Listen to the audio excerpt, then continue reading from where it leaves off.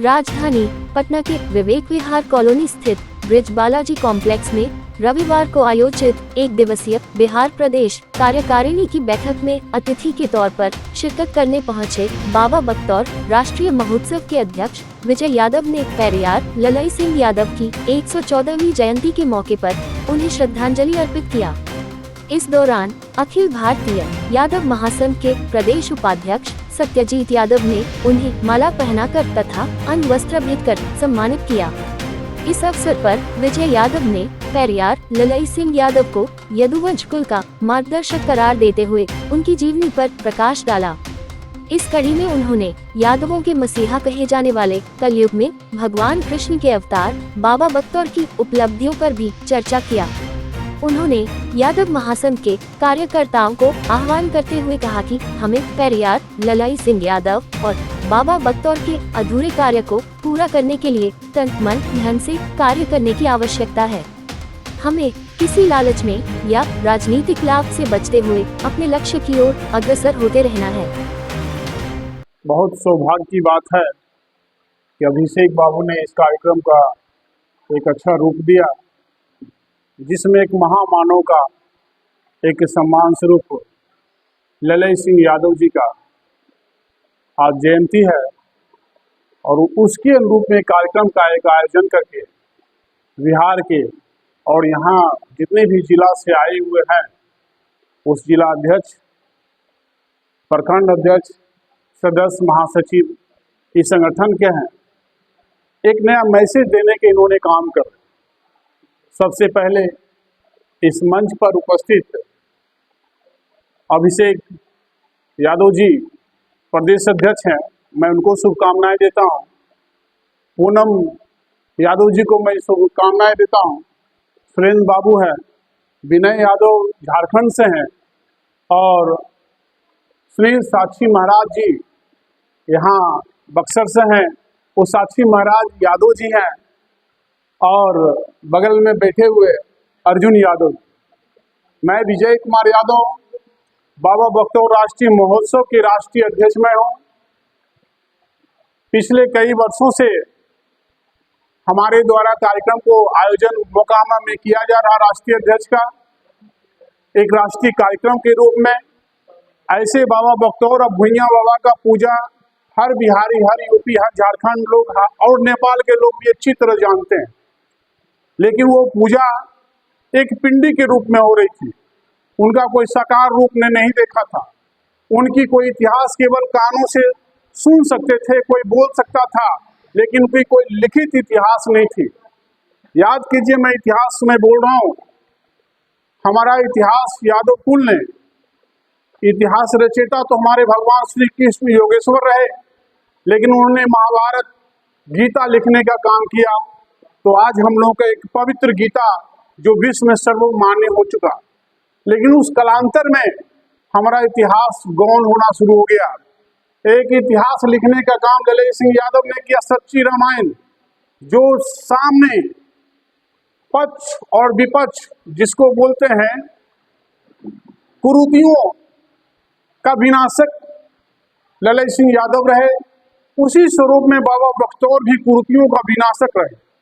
बाबा बख्तौर जहाँ आता है वहाँ कुरीतियाँ सब डगमग करना शुरू कर देता है। ब्राह्मणवाद और प्लस इनके जो स्वरूप आए हैं ललई सिंह यादव जी का, वो ब्राह्मणवाद डगमगाना शुरू हो जाता है। तो ये आप जान जाइए, जब हमारी आपकी इतिहास तभी रहेगी जब आप लिखिएगा। ब्राह्मणों ने अपने फेवर में इतिहास लिखा, आज पूरा सिस्टम उसके फेवर में चला गया। जब सिस्टम फेवर में चला जाता है तो आप हम सब गुलामी की ओर रास्ता में चले जाते हैं। आज उनकी पाठ पढ़ाया हुआ लिखा हुआ है, घर घर पूजा करना आप हम लोग शुरू कर दिए। और उससे हम लोग अब सोचते हैं कि बाहर मैं निकल जाऊं, तो कहाँ से निकलिएगा, क्योंकि वो जनमानस के घर घर दिलों में छा गया है, आपके भाई में छाप गया है। आप विरोध करिएगा, अगला भाई कहेगा मैं नहीं मानूंगा तुम्हारा बात। तो वो क्या हुआ, वो अपने इतिहास को इतनी मजबूती से लिखा और लोगों के मन मस्तिष्क पर बैठा दिया गया, और हम लोग उसके इतिहास को फॉलो करके उसके गुलामी सिस्टम में मैं चला गया। बहुत से लोग संगठन वाले चिल्लाते हैं, आवाज देते हैं कि छोड़ो इसकी पद्धति को। अरे छोड़ोगे क्या? हजारों वर्ष की तो गुलामी आपको माइंड सेट कर दिया है, घर घर में आपको डाल दिया, आपके माताएं बहनें में भी डाल दिया है। उसको स्वरूप बदलने के लिए आपको इतिहास लिखना पड़ेगा, बल्कि उससे बेटर इतिहास लिखना पड़ेगा उस चीज को छुड़ाने के लिए। उसी स्वरूप में बाबा बख्तौर के इतिहास लिखी गई। जो पहले केवल करता था, गा करके बोलता था, वो भाषा वो गाता था, कान में उंगली डाल करके, वो आवाज नहीं समझ में आता था, हमें भी नहीं आती थी, लेकिन उसका स्वरूप मैंने सोचा कि किताब रूप में लाया जाए। आज ये बाबा बख्तौर राष्ट्रीय महोत्सव में एक किताब लॉन्च किया, बाबा बख्तौर पदावली।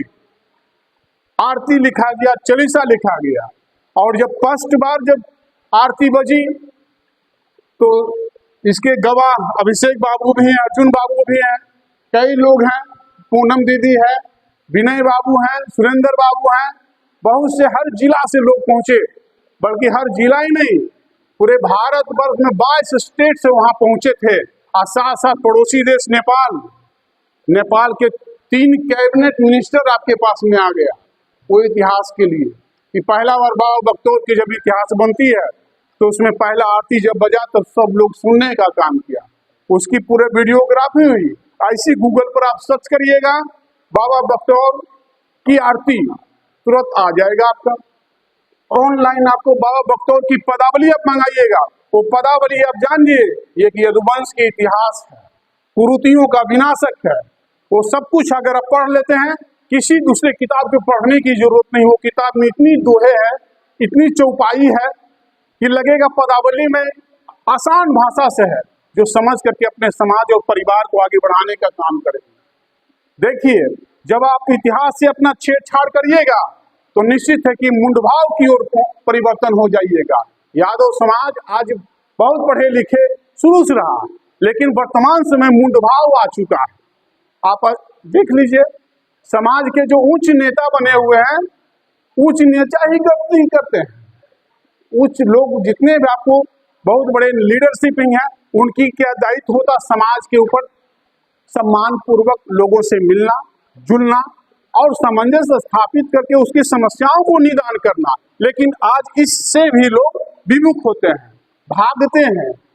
अच्छे आप चल जाइए, वर्तमान समय में एक मंत्री भी था अपने समाज के लोग, कहता है विजय बाबू यादव समाज ने समाज को डुबा दिया।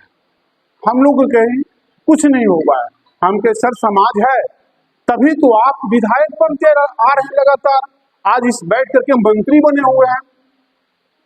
तो उस समाज के लिए आपने क्या किया? केवल विधायक मंत्री बना वहीं बैठे रह गए और समाज के लिए कुछ रोड पर संपर्क समाज के लिए कभी किया ही नहीं।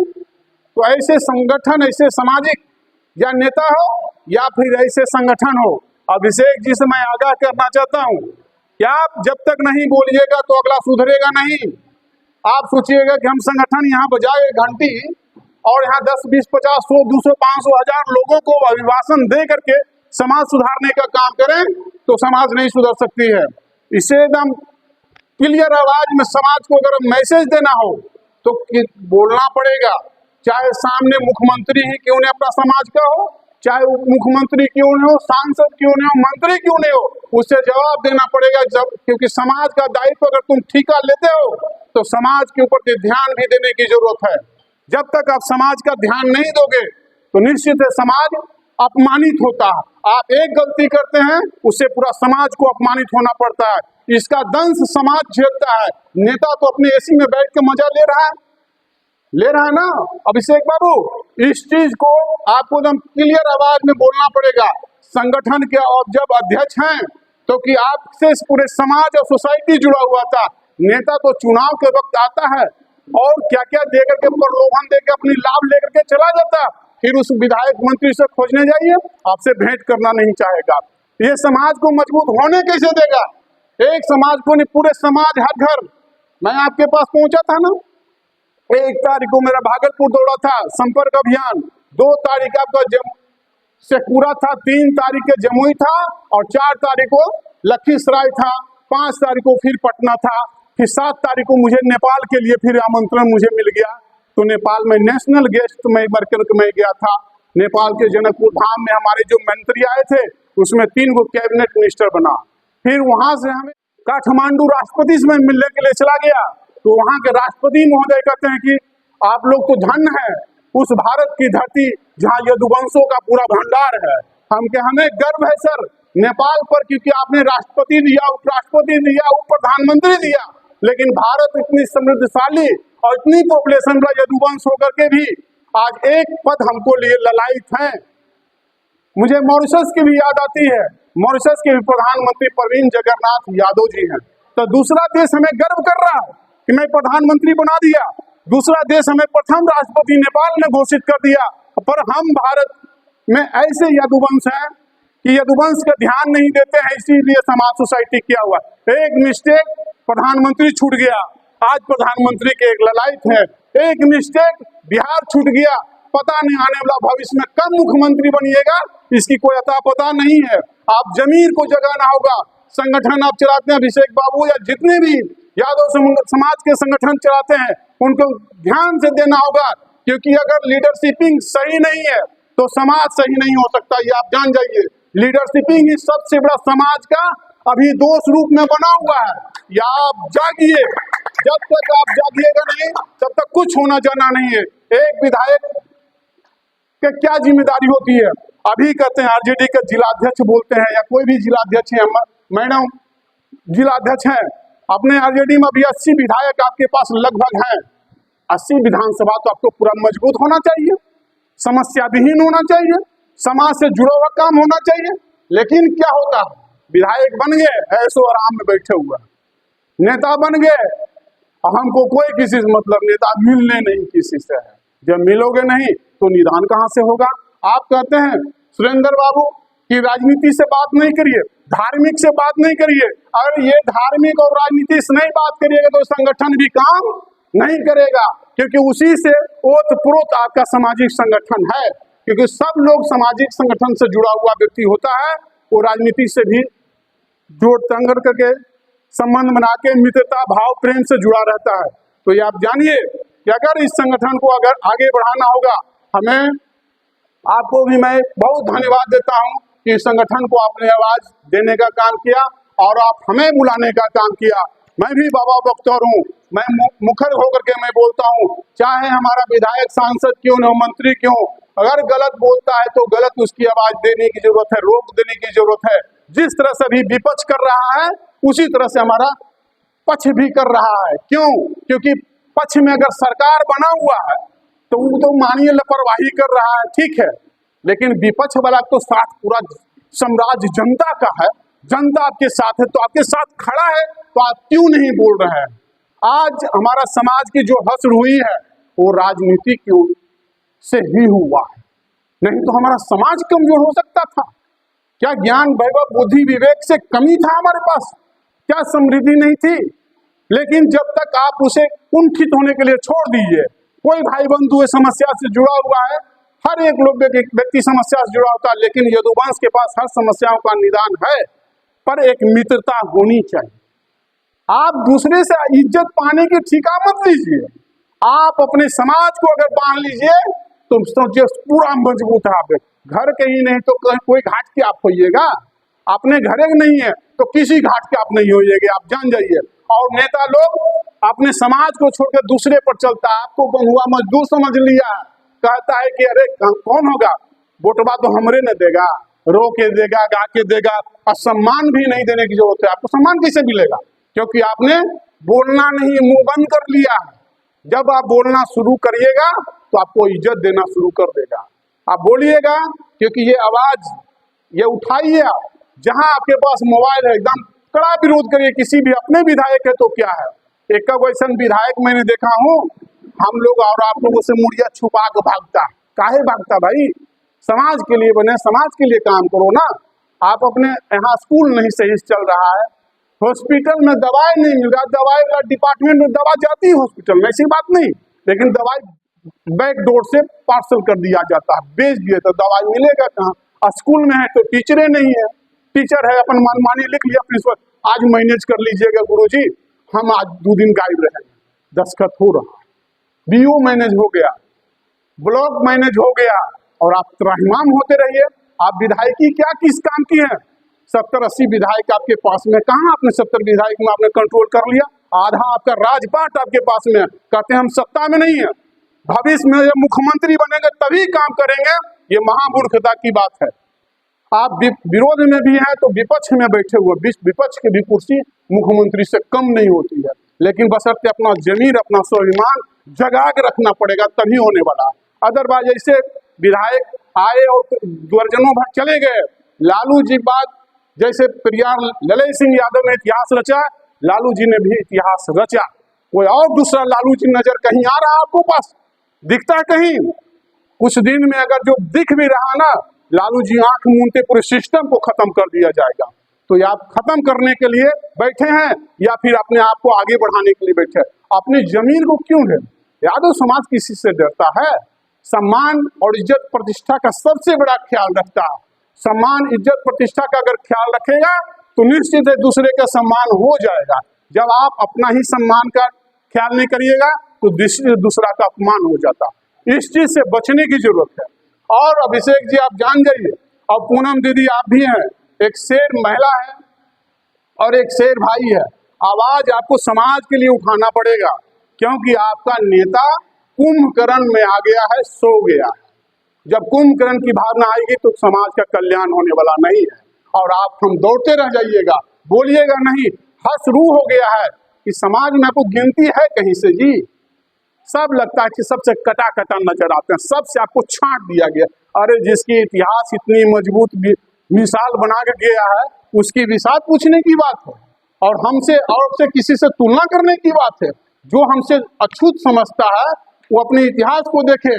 सबसे अगर रक्षक हैं हम, अज्ञानी हैं और योगेश्वर हैं, सबसे बड़ा कवि लेखक सब कुछ हमरे से शुरू हुआ है और हमारे से ही सब चल रहा है। पूरे यदुवंश के हिस्ट्री से ही सब कुछ चल रही है। और आप दूसरे की बात करते हैं, आपको अलग किया जा रहा है। क्यों?